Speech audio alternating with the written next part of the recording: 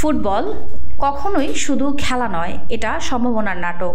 একটি গোল, একটুখানি সময় কিংবা একবার বাঁশি বাজলেই বদলে যেতে পারে পুরো গল্প।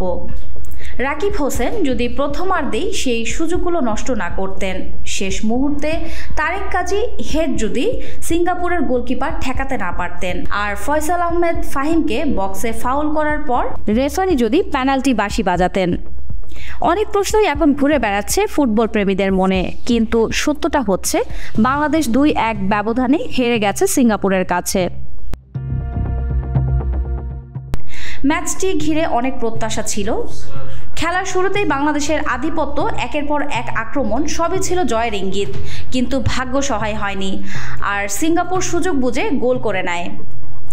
শেষ মুহূর্তে কষ্টের হারই মেনে নিতে হলো লাল সবুজ দলটিকে। তবে একটা সান্ত্বনা আছে, এই হারের পরেও বাংলাদেশ ভারতের ওপরেই আছে পয়েন্ট টেবিলে, কারণ ভারতের অবস্থাও ছিল বেশ করুণ।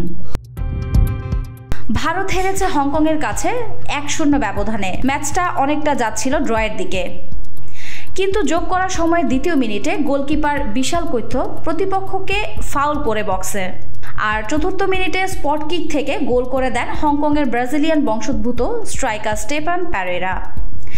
এই গোলে ভেঙে যায় ভারতের স্বপ্ন। এই হারে তারা নেমে গেছে গ্রুপ সি এর তালিকাতে। এখন এই গ্রুপের চিত্রটা এমন, বাংলাদেশ ও ভারতের পয়েন্ট সমান 1, গোল পার্থক্যও সমান 1, কিন্তু বাংলাদেশ বেশি গোল করায় আছে তালিকার 3-এ, ভারত 4-এ।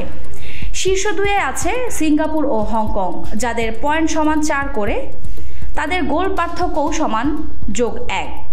তবে সিঙ্গাপুর বেশি গোল করায় আছে শীর্ষে এবং হংকং দ্বিতীয়। এখন বাংলাদেশের সামনে সবচেয়ে গুরুত্বপূর্ণ 2টি ম্যাচ অক্টোবরে হংকংয়ের বিপক্ষে।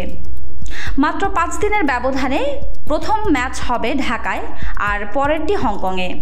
এই 2 ম্যাচই ঠিক করে দেবে বাংলাদেশের ভাগ্য, কারণ 2027 সালে সৌদি আরবে হতে যাওয়া AFC এশিয়ান কাপে খেলতে হলে গ্রুপের শীর্ষে থাকতে হবে বাংলাদেশকে। এখন আর কোনো ভুল করার সুযোগ নেই, প্রতিটি সুযোগকে কাজে লাগাতে হবে, প্রতিটি ম্যাচে দিতে হবে শতভাগ।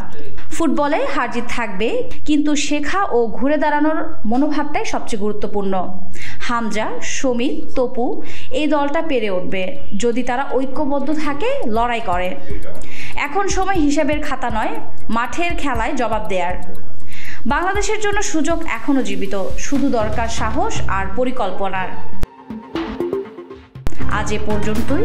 এমন আরও গুরুত্বপূর্ণ তথ্য পেতে চোখ রাখুন ডেইলি মিন্টের।